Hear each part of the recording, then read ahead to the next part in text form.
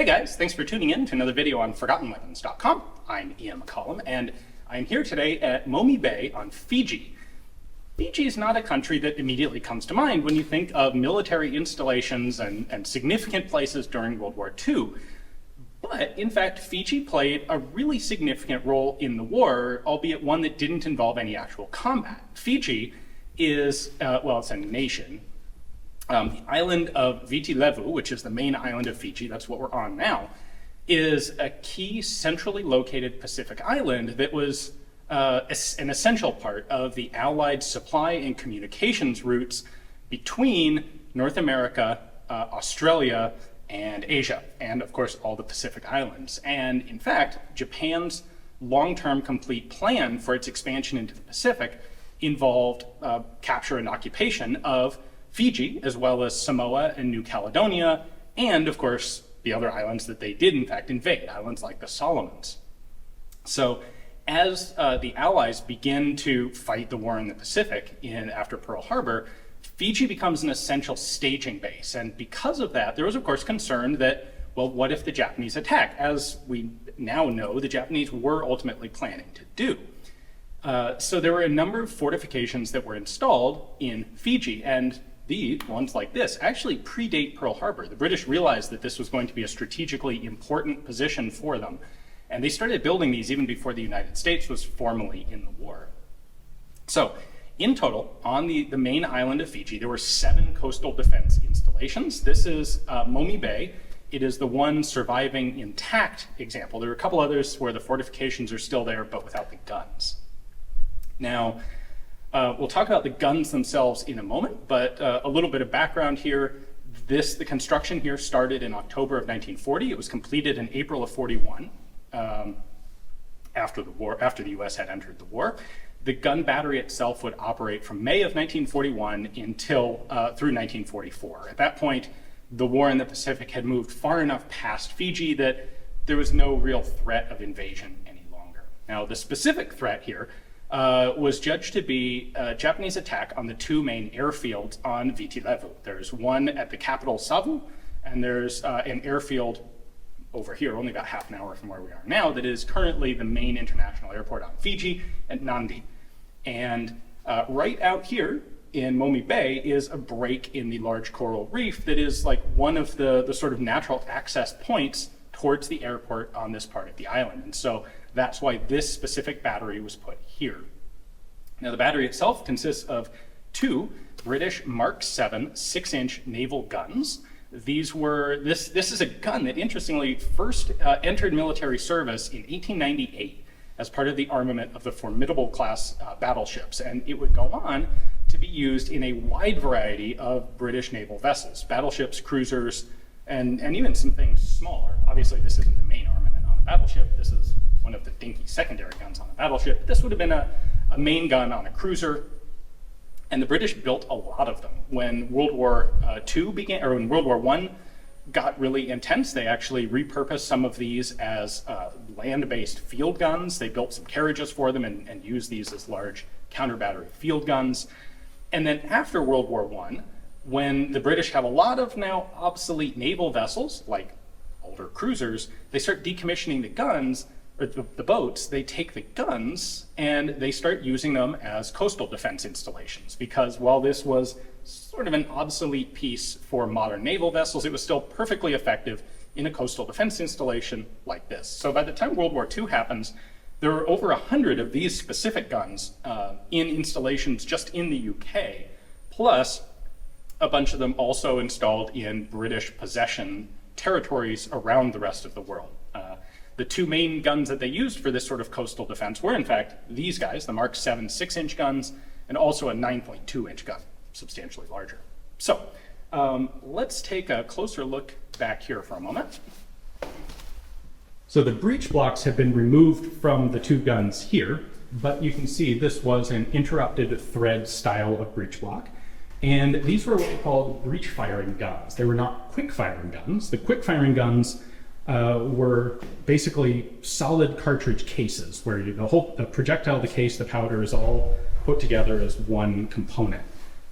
It was thought that those would increase the rate of fire of guns. What they found is, for guns like this, could actually get about the same rate of fire. And for this, by the way, that would be about 8 rounds per minute. You could get that rate of fire still by loading a projectile first, and then loading bagged charges of powder, closing the breech, and installing an ignition tube. And so that's what they actually went back to for these Mark VII pattern guns. And that's kind of why they were obsolete for naval use by World War II. But again, they remain perfectly effective for coastal defensive installations. Maximum range of this particular gun is right about 8 miles. It's 12.8 kilometers. It fired a 102-pound, just over 46 kilogram projectile at a muzzle velocity of 2,540 feet per second. That's 775 meters per second. So for 8 miles out into Momi Bay here, these guns can really command, they can command control of the bay. If anyone tried to land an assault force on any part of this shore, they would have to destroy these guns first, or else their landing craft would be just obliterated. The battery was constructed by the New Zealand Expeditionary Corps with a lot of hired local native labor. You've got two basically very classic sort of coastal defense blockhouses there. You can see that there is a very wide field that the gun can traverse. That's our first gun. This one is locally labeled the King's gun. I don't think that has any particular meaning or significance, just a way to distinguish between the two guns. The other one, that, by the way, is the rangefinder, would have been installed in there. And then we have our second gun right over here, again, locally labeled or colloquially known as the Queen's gun, but it is in fact exactly the same pattern of gun. It's another Mark VII 6-inch naval gun. One of the two of these was manufactured in 1900. I'm not sure which of the two guns it is, but they're still pretty much intact here. This pattern of gun, they did in fact even continue to manufacture starting in 1939. They came up with a slightly better engineered version of the same thing that could take a much more powerful charge. But these two are the older Mark VII guns. Now, in terms of actual use, aside from the occasional test firing, of course the test firing when they were first installed, there was one use of these in anger, and that was in November of 1943. There was a radar battery that was used with this gun station to look for targets. And in 42, they actually installed a sonar listening post as well out in the bay, something to help detect vessels. And in November of 43, the then U.S. gun crew got a hit on from the sonar listening station, but they didn't have any radar contacts that would match up with it. So thinking that it might be a submarine, they decided that the best way to deal with this was to reconnaissance it by fire, and fired 2 rounds at their potential sonar contact, and nothing further happened or was found. They didn't find that they'd hit anything later on. They didn't get any further radar or sonar contacts. And that's basically the sum total of the combat use of the Momi Bay Coastal Defense Battery. So that said, they did serve an important function in protecting the potential of a Japanese invasion of Fiji. Had the Japanese been able to win the battle on Midway, this would have been one of their next stops on Japanese expansion. So let's go down behind. There are a couple other little elements of this installation that I want to show you, and then we'll wrap the video up. If we look through the structure here, you can see there are a couple storage cabinets, I suppose you'd call them, run into the concrete in the front corners here. I suspect that those were for ready storage of projectiles and powder charges, for immediate use. The whole gun platform itself is lifted up. It's all, it's a good solid concrete emplacement. You can see how they put a lot of it together. Like the curved apron at the front there was done with some corrugated sheet metal used as a form for concrete. In a lot of the other places, you can see they were using essentially 2x8 boards, and you can still see the pattern of those boards in the concrete. We go back here. We have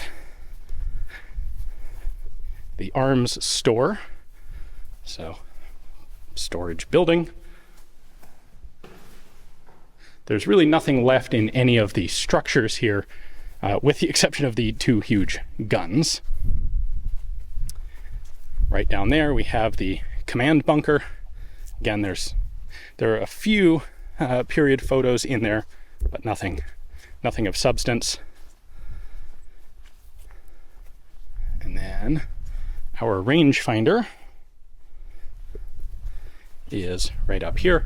A naval rangefinder was done essentially by using a set of binoculars that are extremely wide, hence the width of this building and the openings, and you find a target and then focus on it, and essentially by determining the angle that it takes to focus on the target, you can, through a lot of trigonometry, calculate exactly how far away it is. So this rangefinder really has a commanding view over both of the gun bunkers and the entirety of the bay. So by 1944, the guns here were no longer militarily necessary, but Fiji remained an important transit point for Allied aircraft, Allied shipping, Allied communications throughout the Pacific, especially to and from Australia. And this meant that there were a substantial number of Allied soldiers from a variety of different countries who were stationed on Fiji. In 1942, there were some 40,000 soldiers stationed here. There was also a tremendous amount of infrastructure built on Fiji during the war to support this war effort. Not just gun batteries like this one, but the airfields, the roads, hospital and positions put together, more industrial development of the island than had happened at any point before, back to the beginning of its colonial possession by Great Britain in the 1870s. And what World War II essentially did was create the beginning of Fiji's current tourist economy. Those 40,000 soldiers essentially were tourists. They weren't here on combat duty. They were here with something to do, but they had money. They were interested in souvenirs, trinkets, experiences around the island. And between that and the infrastructure construction, in the years after World War II, Fiji was able to develop a significant tourist economy that has led it to the position it's in today as one of a very nice vacation tourist destination in the South Pacific. So it's really cool that the Fijian government has kept one of these installations open as a pretty nicely restored and intact example of what was being built here during the war. So a big thanks to the Fijian government for access to the location. This is an open museum to the public, but it's nice to have it empty here today where we can do some filming for you. Hopefully you enjoyed the video.